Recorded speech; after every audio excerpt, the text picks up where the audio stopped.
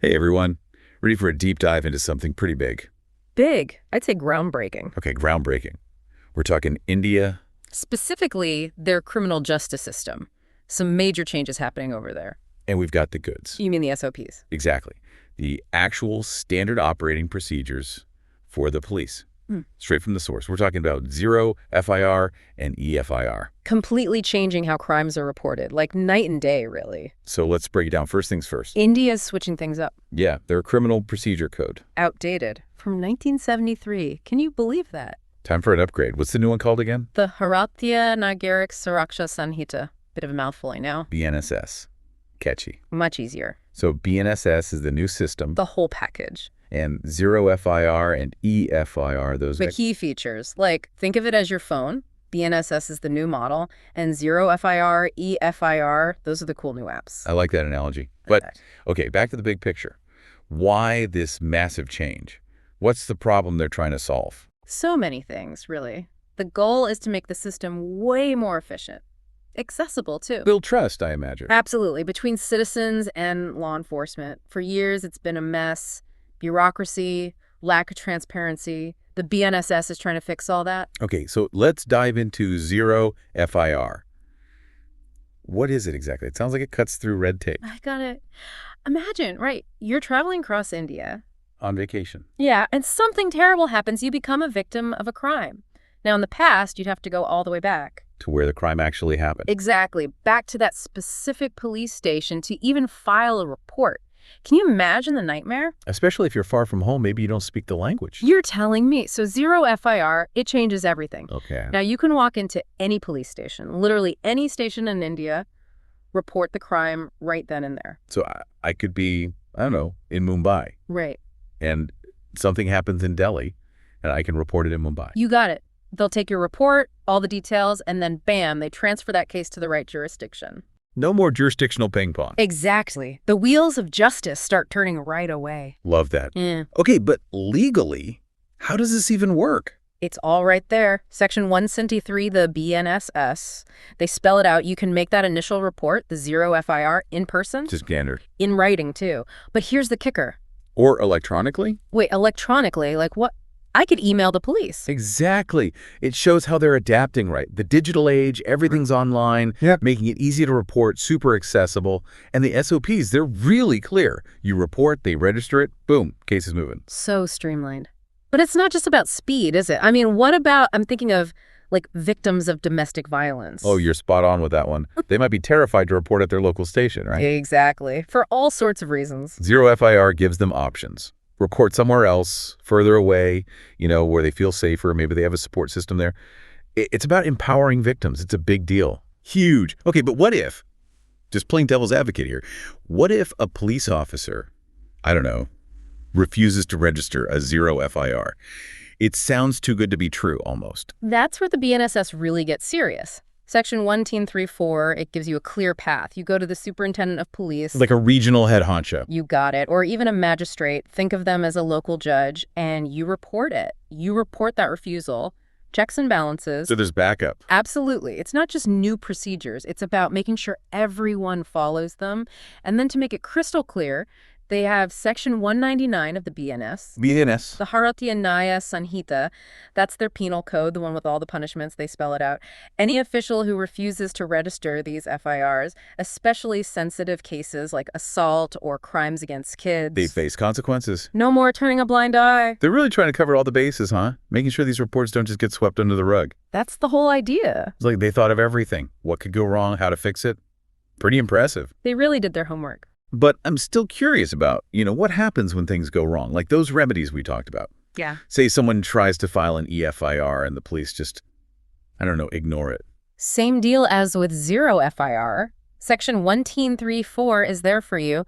Go straight to the superintendent of police. The regional boss. Exactly. Or a magistrate, like a local judge. Report it right away. So you can go over their heads. Multiple levels of escalation, which makes sense.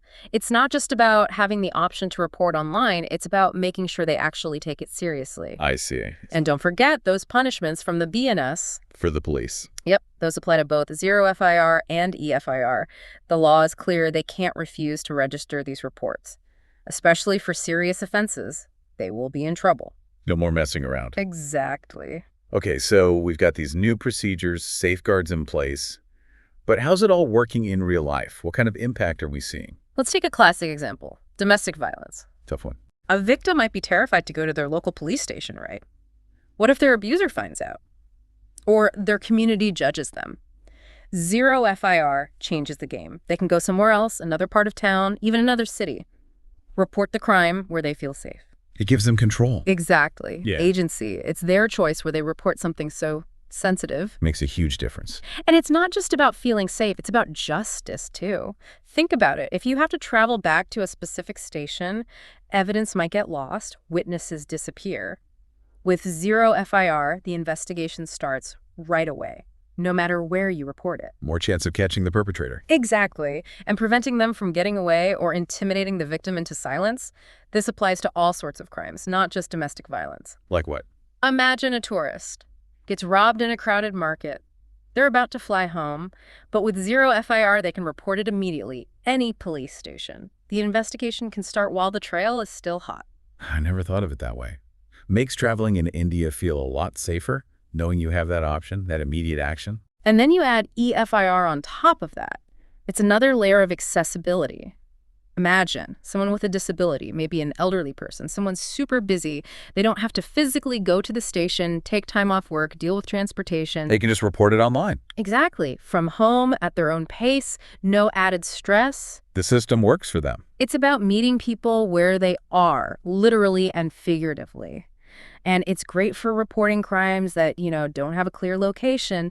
Cybercrimes. Well, there's huge these days. Someone's harassing you online, Yeah. spreading rumors, stealing your data. With e-FIR, you report it immediately. Doesn't matter where that perpetrator is. So relevant today, right? Mhm. So much of our lives are online, and you can attach evidence, like screenshots and stuff. You got it. All that digital evidence, emails, chat logs, the stuff that's hard to explain in person, makes the process so much smoother. The system's finally catching up with technology. Crime's not just about physical boundaries anymore. And it's not just individual cases either. These changes, they have the potential to change the whole system. For too long, we've relied on, guesses and stories when it comes to understanding crime. You mean like stereotypes? Exactly, like assuming certain areas are more dangerous or certain types of crime are more common than they actually are. But with Zero FIR and e-FIR, more crimes might be reported. We'll finally have real data, real insights into what's actually happening. So instead of gut feeling, the police can use this data to, figure out where to focus their resources. You got it. Identify crime hotspots, develop strategies to prevent crime, move from reacting to being proactive. Smart. And the data can be used to track cases, see where the bottlenecks are, make sure things are running smoothly. Transparency. Accountability. Exactly. It can only be a good thing. Right. Building trust between citizens and law enforcement. Creating a system that's truly fair and efficient. Okay, but what about the human element? The police themselves. Are they ready for such a big change? That's the million-dollar question, right? You can have the best technology, the most innovative laws, but if the people using them aren't on board, it's not going to work. So training is key. Making sure every officer understands these new procedures, how to use them. Absolutely. But it's not just technical training, it's about mindset. They need to understand the spirit of these reforms, the focus on empowering victims, being accessible, being responsive. It's a culture shift, moving away from that old bureaucratic way of doing things. And it goes beyond the police force. Public awareness is key. Everyone in India needs to know their rights under these new laws, know about Zero FIR and e-FIR, know how to use these tools. The power of the citizens. Exactly. Give them the knowledge, the confidence to navigate the legal system, seek justice. And that's where that NCRB Sankalan app comes in. The app we talked about earlier. One-stop shop for info on these new laws, Zero FIR, e-FIR, it's all there, like having a legal expert in your pocket. Pretty cool, making all this legal stuff accessible to everyone. Technology bridging the gap between the system and the people it serves. But even with all that, the technology, the training, there are always challenges, right? What kind of hurdles might India face with these reforms? One of the biggest, especially in a country as big and diverse as India, is consistency.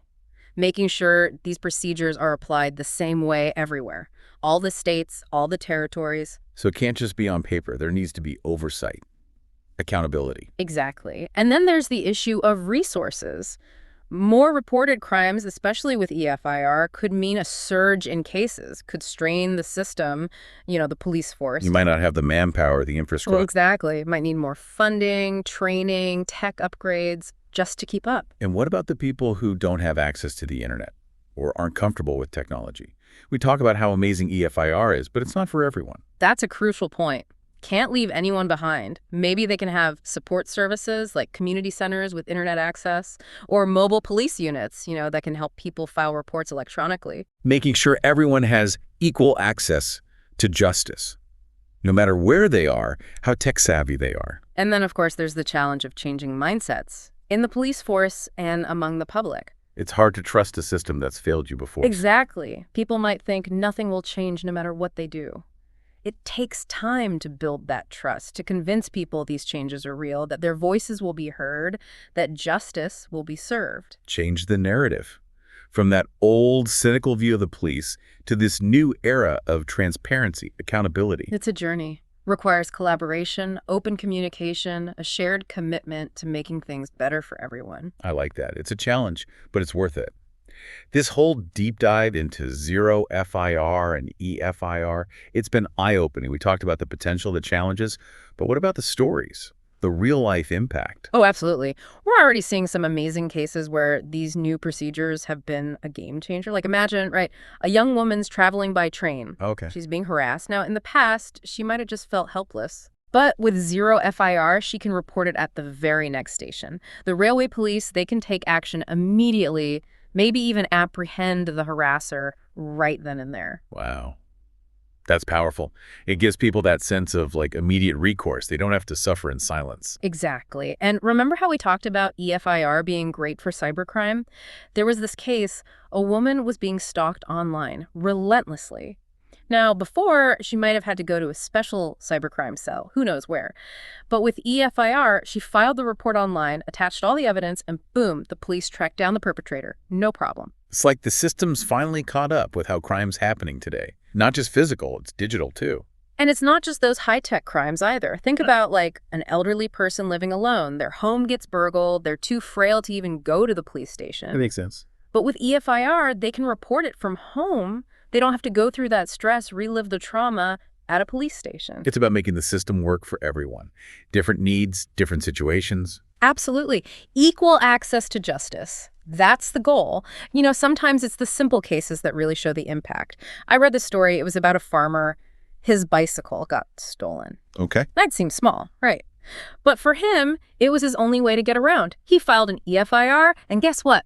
The police found his bike. He was so happy, he said he never thought he'd see it again. It's those stories that really make it real. It's not just about laws and procedures. It's about people's lives. Real people, real problems. Exactly.